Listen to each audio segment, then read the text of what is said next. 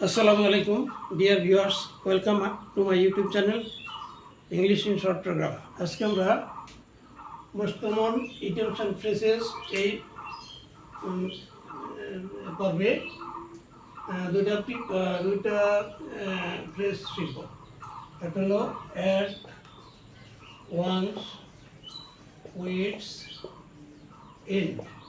হ্যাঁ, at once with in এর শব্দ অর্থ হলো হতবুদ্ধি। হতবুদ্ধি, হ্যাঁ, হতবুদ্ধি।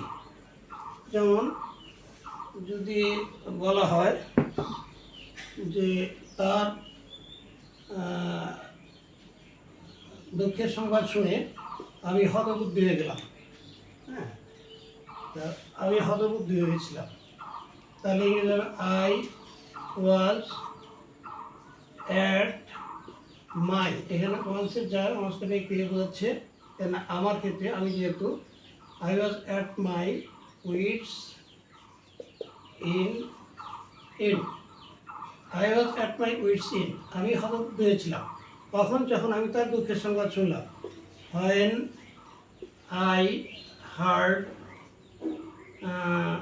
when I heard his sad news.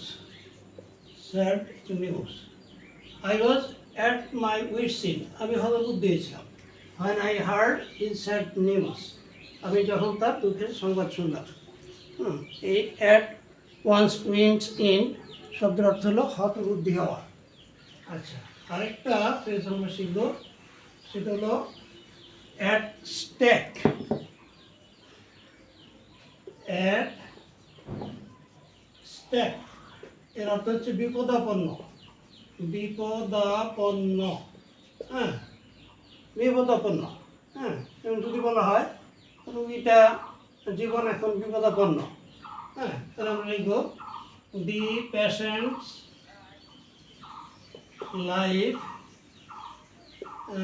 Is at stake now. The patient's life is at stake now. হ্যাঁ, রোগীর জীবন এখন বিপদাপন্ন। আজকে এ পর্যন্তই, আবার দেখা হবে ইনশাল্লাহ নতুন ভিডিও নিয়ে। থ্যাংক ইউ অল, আল্লাহ হাফিজ।